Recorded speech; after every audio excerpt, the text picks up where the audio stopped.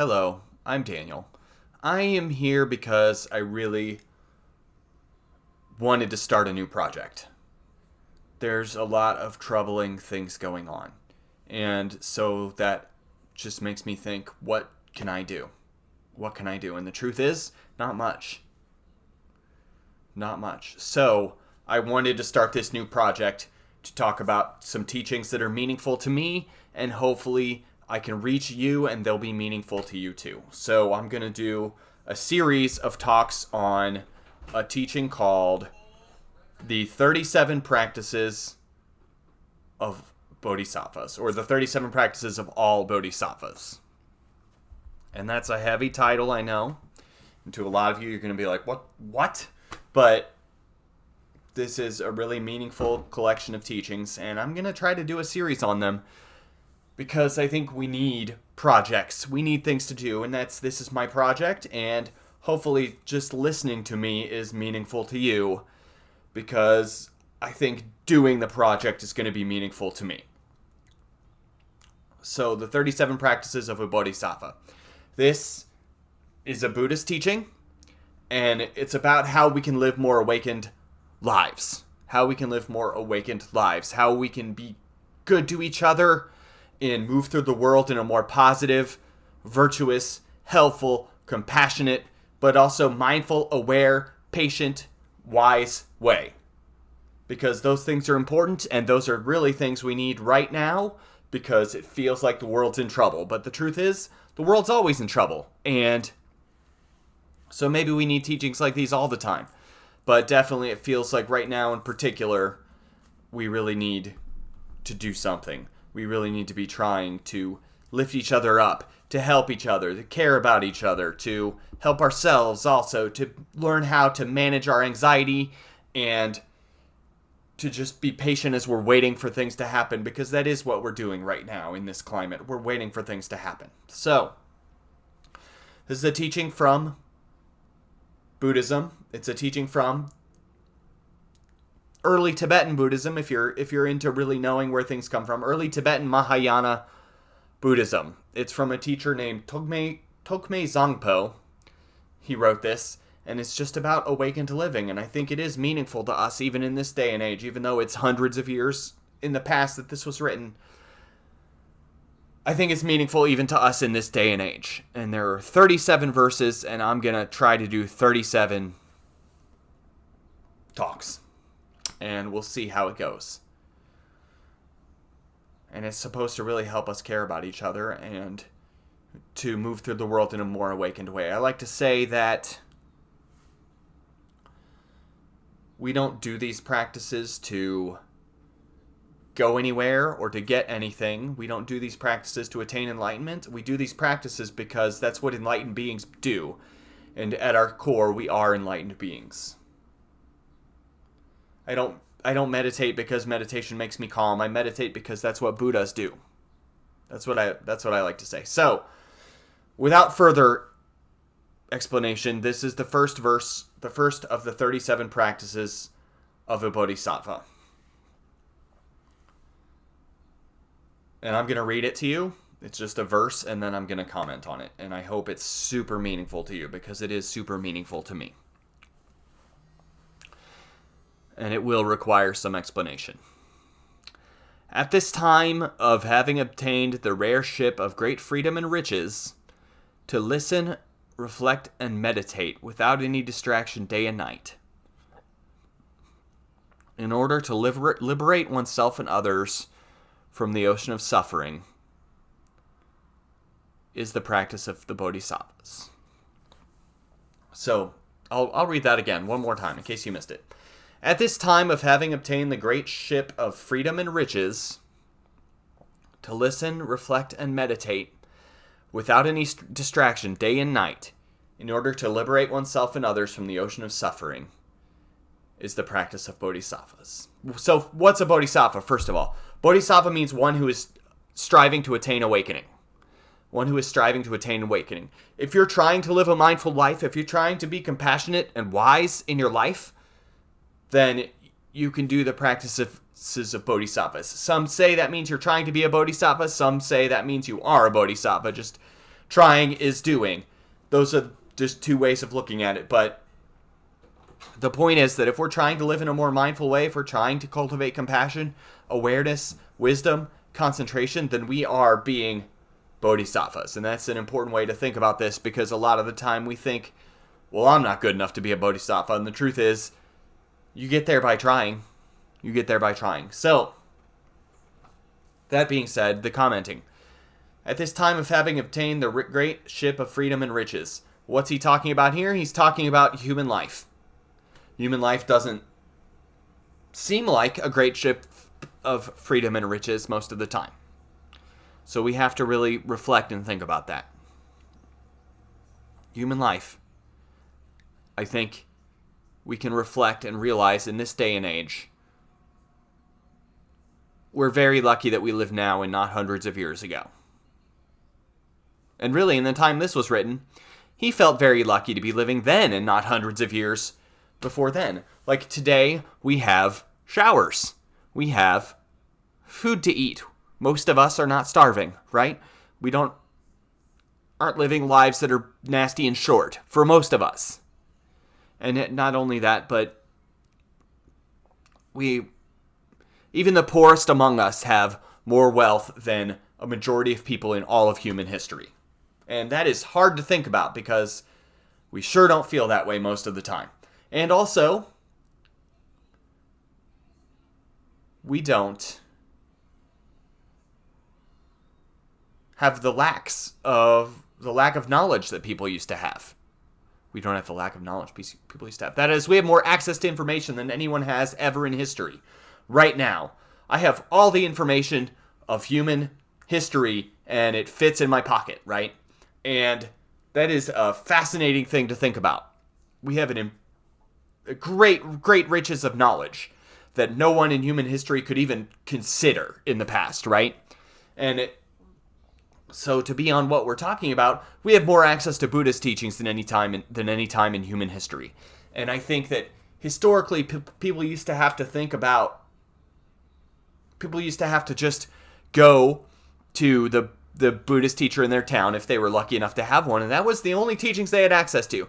Now, we have access to everything, right? You want to learn about Zen Buddhism? You can. You want to learn about Tibetan Buddhism? Any of the branches of Tibetan Buddhism? You can.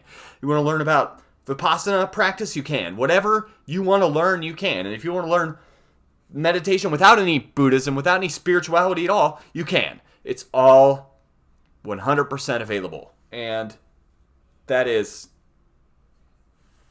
great freedom and riches that was never around in history. And we have freedoms that people didn't have, and I think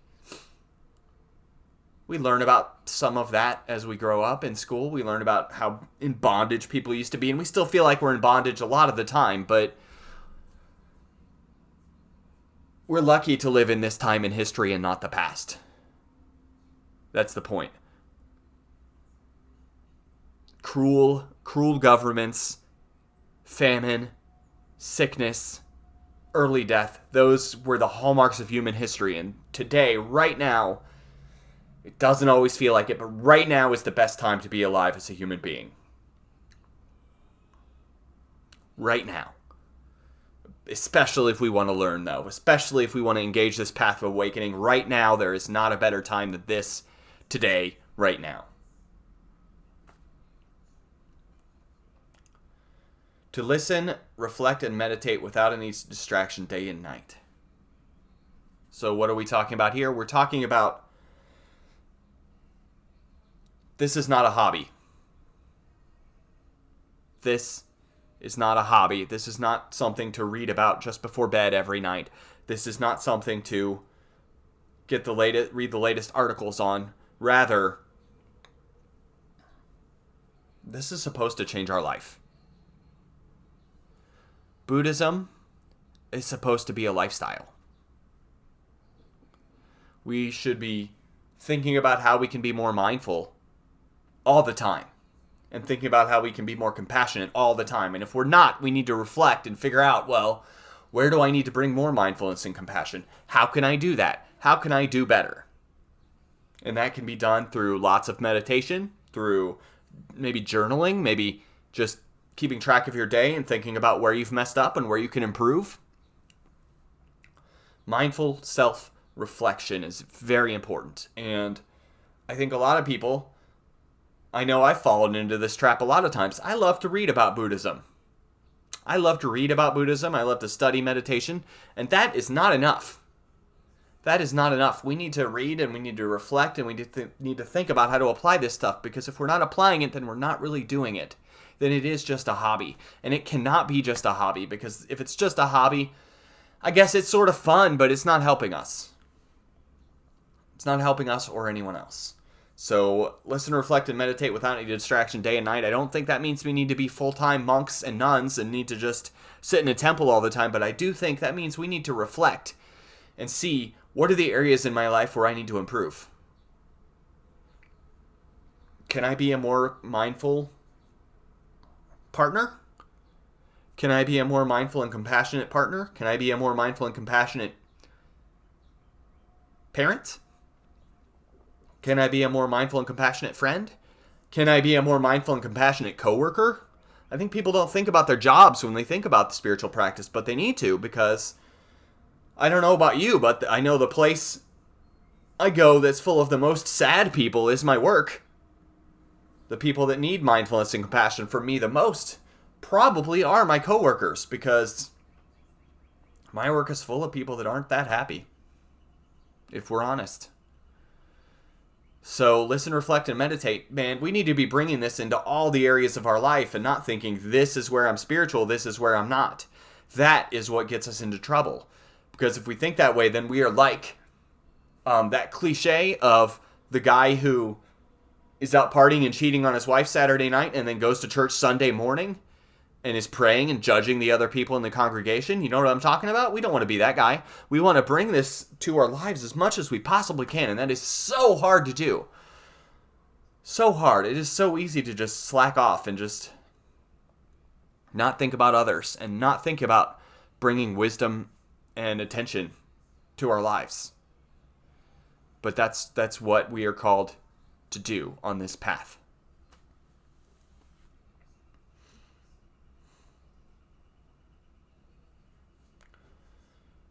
And the last thing, in order to liberate oneself and others from the ocean of suffering. In order to liberate oneself and others from the ocean of suffering. Samsara is the actual word. I actually changed it in the middle of reading it, because samsara is, I don't like to use foreign words whenever I can. Samsara means, you know. Why do I say you know? Samsara means is life when we are sleepwalking through life, when we're not paying attention to the world around us, when we don't feel like we're good enough, when we are making enemies out of the world instead of being compassionate towards others. That is samsara. That is the world of suffering that we're in a lot of the time when we're not doing these practices. Life is hard in the world of samsara. Life's hard out of the world of samsara. Life is always hard, but in the world of samsara is where we're making it harder on ourselves than it needs to be. Samsara is the world when something we want is not happening, and we're obsessed with that fact instead of just accepting it. Samsara is when we can't sleep at night because we're too busy worrying about things that aren't even happening. That is samsara. Okay? Liberating ourselves and others. Well, how do we do that? Well, we liberate ourselves and others from suffering by making the world a better place. By learning how to be more attentive, more compassionate, more aware, more wise. By learning how to do these things, by working on ourselves, we make the world a better place. And that is how we save people.